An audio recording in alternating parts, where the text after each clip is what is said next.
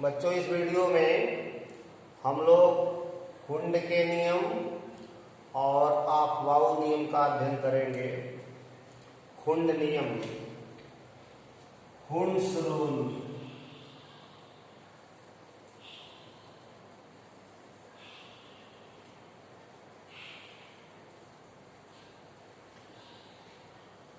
हुंड नियम के अनुसार किसी उपकोष के ऑर्बिटलों में अयुग्मित इलेक्ट्रॉनों की संख्या अधिकतम होती है और उनके स्पिन समदिश होते हैं। तो किसी उपकोष के ऑर्बिटलों में पहले एक एक इलेक्ट्रॉन भरा जाता है और जब प्रत्येक ऑर्बिटल में एक एक इलेक्ट्रॉन हो जाता है तब इलेक्ट्रॉनों का युग्मन प्रारंभ होता है। तो किसी उपकोष के ऑर्बिटलों में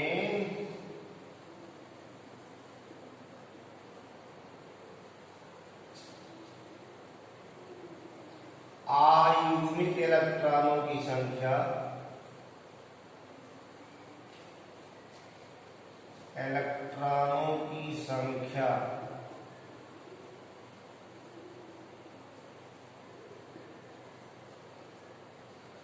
अधिकतम होती है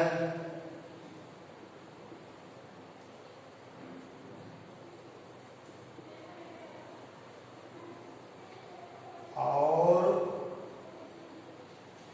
उनके स्पिन समदिश होते हैं।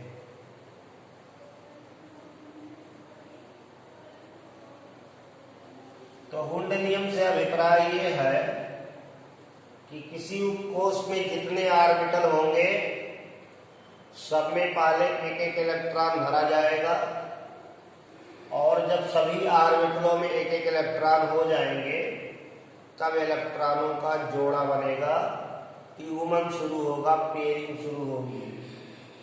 एक ऑर्बिटल में विपरीत चक्रण के दो इलेक्ट्रॉन रह सकते हैं, लेकिन युग्मन तब होगा, जोड़ा तब बनेगा जब प्रत्येक ऑर्बिटल में एक एक इलेक्ट्रॉन हो जाएगा। जैसे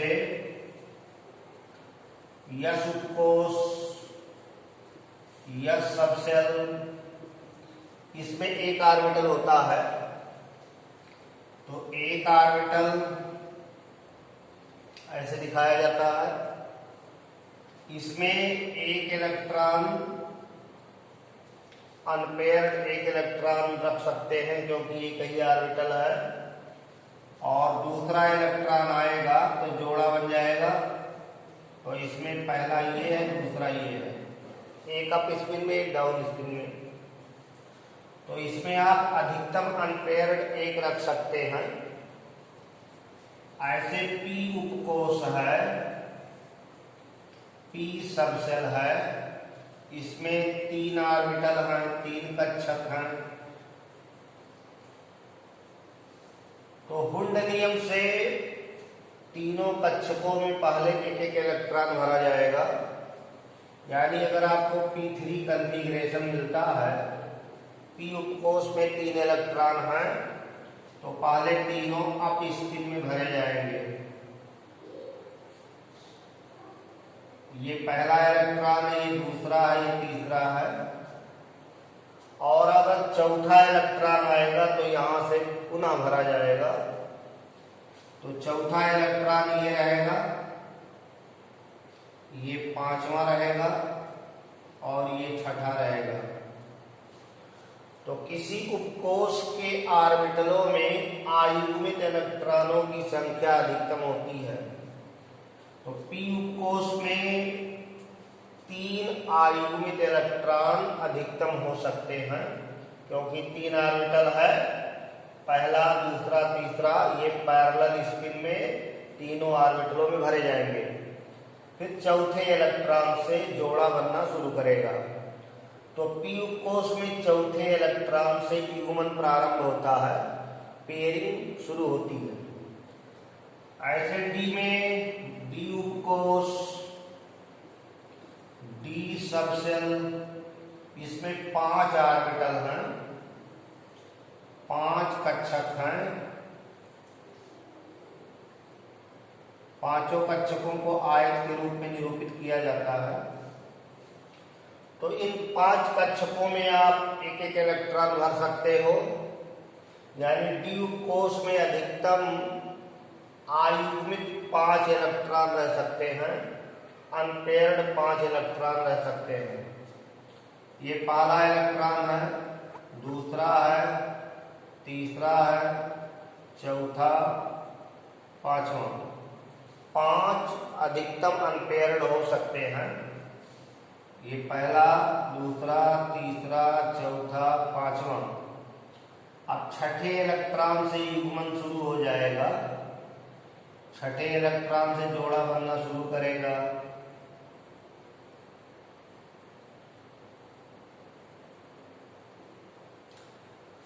तो इसमें पहला और छठवां इलेक्ट्रॉन है। डी उपकोष के ऑर्बिटलों में छठे इलेक्ट्रॉन से पेयरिंग प्रारंभ होता है, युग्मन प्रारंभ होता है। पहला छठा, दूसरा सातवां, तीसरा आठवां, चौथा नौवां, पांचवां, 10वां। तो इस तरह जब किसी उपकोष के ऑर्बिटलों में एक एक इलेक्ट्रॉन हो जाते हैं, उसके पश्चात युग्मन होता है, पेयरिंग होती है। ऐसे एफ उपकोष है, एफ सबसेल। एफ उपकोष में 7 ऑर्बिटल है, 7 कक्षक है। तो 7 ऑर्बिटलों को आयत के रूप में निरूपित करेंगे। 4, 5, 6, 7। अब एफ उपकोष में मैक्सिमम अनपेयर्ड इलेक्ट्रॉन आपको बताने हो तो 7 इलेक्ट्रॉन अनपेयर्ड रह सकते हैं, 7 इलेक्ट्रॉन आयुग्मित रह सकते हैं। पहला यहां रहेगा, दूसरा, तीसरा, चौथा, पांचवा, छठा, सातवां। 7 इलेक्ट्रॉन अब स्पिन में अनपेयर्ड रूप में रह सकते हैं। ये पहला है, दूसरा, तीसरा, चौथा, पांचवा, छठा, सातवां। 8वें इलेक्ट्रॉन से जोड़ा बनेगा। एफ उपकोष के ऑर्बिटलों में 8वें इलेक्ट्रॉन से युग्मन प्रारंभ हो जाएगा। तो इसमें पहला और 8वां इलेक्ट्रॉन है, दूसरा 9वां, तीसरा 10वां, चौथा 11वां, पांचवा 12वां, छठा 13वां, 7वां और 14 नंबर का इलेक्ट्रॉन है।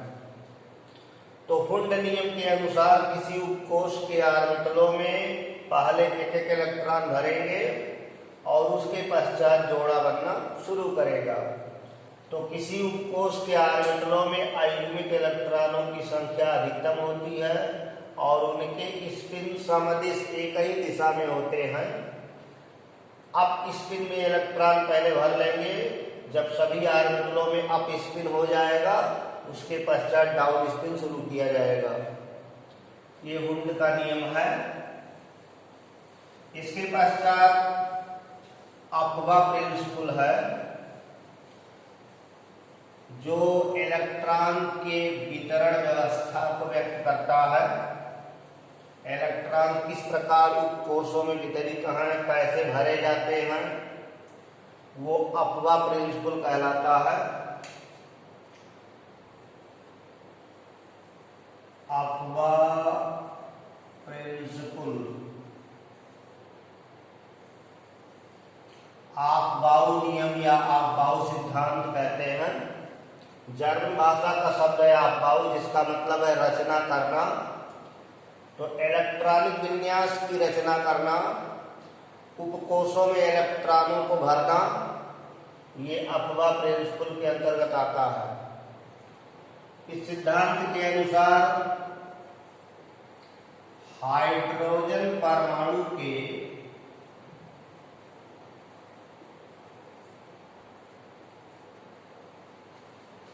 नाभिकीय आवेश को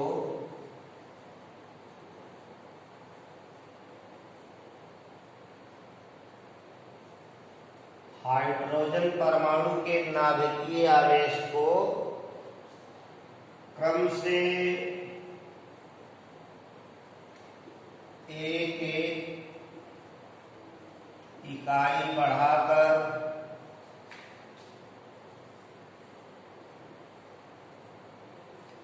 और निम्नतम ऊर्जा के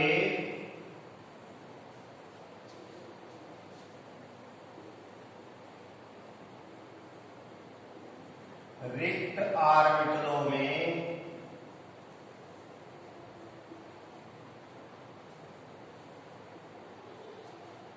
एक एक इलेक्ट्रॉन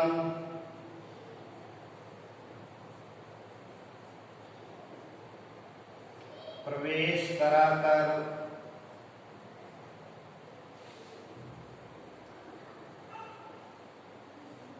हाइड्रोजन परमाणु से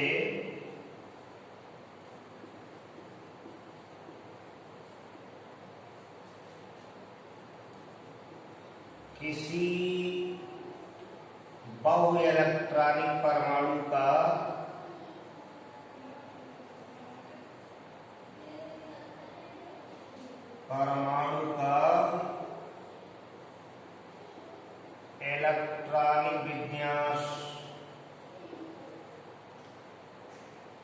इलेक्ट्रॉनिक विन्यास बनाया जा सकता है।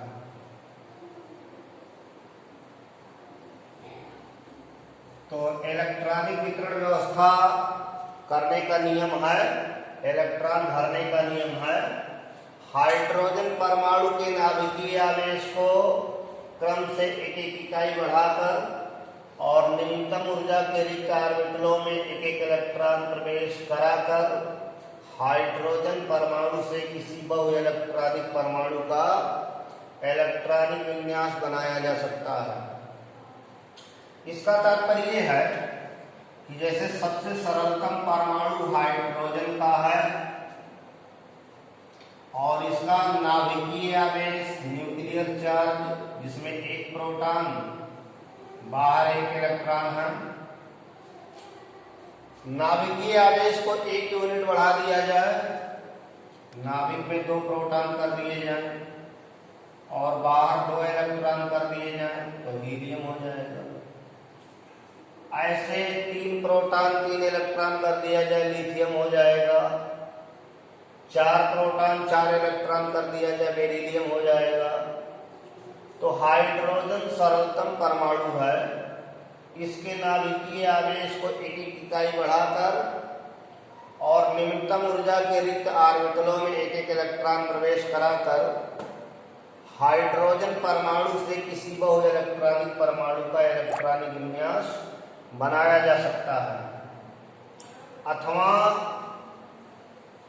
इस नियम को इस तरह परिभाषित कर सकते हैं कि परमाणु ऑर्बिटलों में इलेक्ट्रॉनों का भराव ऊर्जा के बढ़ते क्रम में होता है। The orbitals with lower energy is filled first before the filling of orbital with higher energy. पहले कम ऊर्जा का कक्षक भरा जाता है और उसके पश्चात ऊर्जा के बढ़ते क्रम में इलेक्ट्रॉनों का भराव होता जाता है। तो इलेक्ट्रॉन किस तरह से भरे जाते हैं उन कोशों में, उसका निरूपण ऐसे किया जाता है। जैसे 1s, 2s, 3s, 4s, 5s, 6s, 7s, 7 quantum संख्याओं तक इलेक्ट्रॉन का भराव दिया गया है। तो 7 मुख्य क्वांटम संख्या दिखाई गई है। ऐसे 2p, 3p, 4p, 5p, 6p, 7p, 3d, 4d, 5d, 6d, 4f, 5f। इतने उपकोषों में इलेक्ट्रॉन भरने हैं।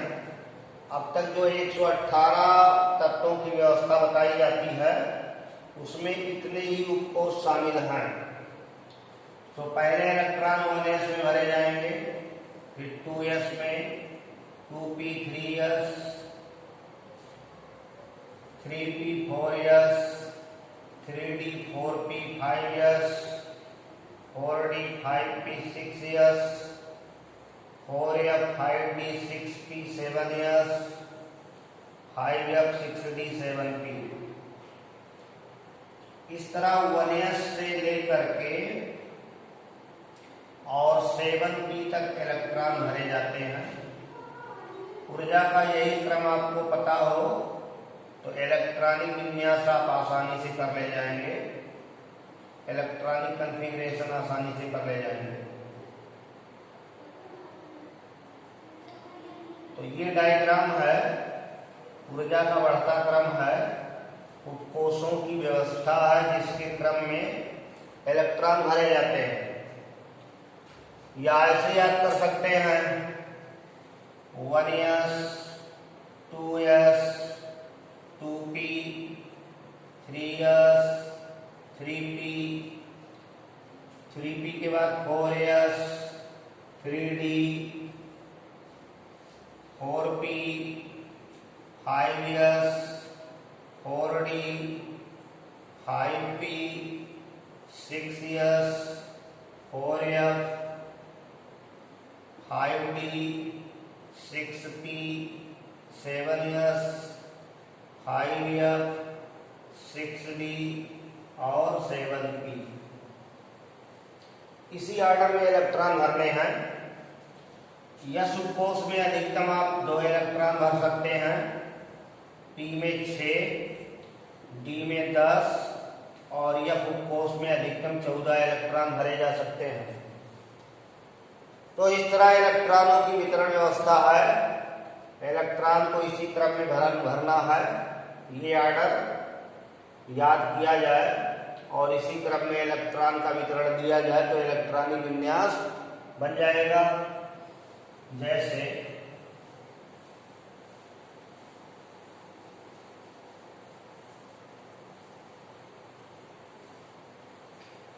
सरलतम तत्व हाइड्रोजन जिसमें एक इलेक्ट्रॉन है तो उसका कॉन्फ़िगरेशन 1s1 लिखा जाएगा। 1s1 पहले कोष के या उपकोष में एक इलेक्ट्रॉन। हीलियम है 2 इलेक्ट्रॉन तो 1s2 लिखेंगे। लिथियम में 3 इलेक्ट्रॉन तो 1s2, 2s1। यस में आप 2 से ज्यादा इलेक्ट्रॉन नहीं भर सकते तो 1s में 2 हो गया तो फिर आगे शुरू हो जाएगा 2s1। बेरिलियम 4 इलेक्ट्रॉन है 1s2, 2s2। अब 2s पूरा भर गया तो 2p आएगा। Boron 5 1s2, 2s2, 2p1। Carbon 6 1s2, 2s2, 2p2। Nitrogen 7 1s2, 2s2, 2p3। ऐसे ऑक्सीजन 8 इलेक्ट्रॉन तो 1s2, 2s2, 2p4। Fluorine 9 electron 1s2, 2s2, 2p5। नियान 10 electron 1s2, 2s2, 2p6। अब 2p जब पूरा भर गया, p में अधिकतम आप 6 इलेक्ट्रॉन भर सकते हैं तो 2p के बाद अगला आएगा 3s। तो सोडियम का 11 electron 1s2, 2s2, 2p6, 3s1। 3s में गया। मैग्नीशियम में 12 इलेक्ट्रॉन हैं 1s2, 2s2, 2p6, 3s2। ये 12 हो गया। 3s के बाद 3p भरा जाता है। तो एल्यूमिनियम में 13 इलेक्ट्रॉन है, 1s2 2s2 2p6 3s2 3p1, ये 13 इलेक्ट्रॉन की व्यवस्था हो गई। सिलिकॉन 14 इलेक्ट्रॉन है, 1s2 2s2 2p6 3s2 3p2। Phosphorus 15 electron, 1s2 2s2 2p6 3s2 3p3। Sulphur 16 electron है, 1s2 2s2 2p6 3s2 3p4। ऐसे इलेक्ट्रॉन ऊर्जा के बढ़ते क्रम में उपकोषों में भरे जाएंगे। सल्फर 16 के बाद क्लोरीन आता है, क्लोरीन में 17 इलेक्ट्रॉन होते हैं। क्लोरीन में 17 इलेक्ट्रॉन है, कॉन्फ़िगरेशन होगा 1s2 2s2 2p6 3s2 3p5। ये 17 इलेक्ट्रॉन की व्यवस्था हो गई। Argon 18, 1s2 2s2 2p6 3s2 3p6, 18 electron की व्यवस्था हो गई। 3p भर गया। 3p के बाद 4s आता है,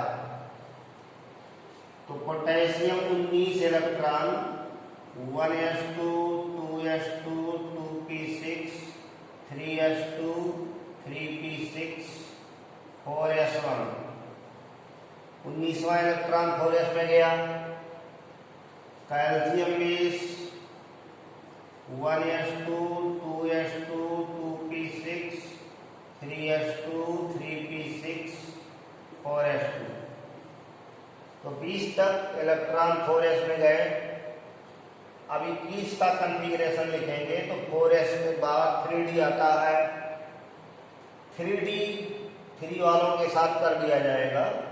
मुख्य क्वांटम संख्या 3 का 3d 4s के बाद भरा जाता है। तो स्कैंडियम 21 का इलेक्ट्रॉनिक कॉन्फ़िगरेशन बनेगा 1s2 2s2 2p6 3s2 3p6 4s में 2 और यहाँ 3d लिखते हुए उसमें 1 इलेक्ट्रॉन 3d1। 4 10 2 12 6 18 19 2 21। अब 3d में इलेक्ट्रॉन भरे जाएंगे जब तक 3d 10 ना हो जाए। d में अधिकतम आप 10 इलेक्ट्रॉन भर सकते हैं। तो इस तरह d में इलेक्ट्रॉन भरा जाएगा और d उपकोष में इलेक्ट्रॉन भरेंगे तो जब तक भरेंगे जितने एलिमेंट आएंगे सब d ब्लॉक वाले होंगे। जैसे टाइटेनियम 22 है, 1s2 2s2 2p6 3s2 3p6 3d2 4s2, ये 22 का हो गया। ऐसे वैनेडियम 23 है, 1s2 2s2 2p6 3s2 3p6 3d3 4s2। Chromium पहला एक्सेप्शन है, अपवाद है। अब्बा नियम का अपवाद है। तो 1s2 2s2 2p6 3s2 3p6 अपवाद स्वरूप हाफ फील्ड रीजन लगता है और d में 5 इलेक्ट्रॉन हो जाते हैं, 4 के जगह पर 5 हो जाते हैं। तो क्रोमियम पहला एक्सेप्शनल केस है। ऐसे और एक्सेप्शन मिलेंगे। तो बच्चों, हम लोगों ने इस वीडियो में क्रोमियम तक इलेक्ट्रॉनिक विन्यास देखा और हुंड और अफबाउ नियम का अध्ययन किया। इसके आगे अगले वीडियो में अध्ययन करेंगे। धन्यवाद।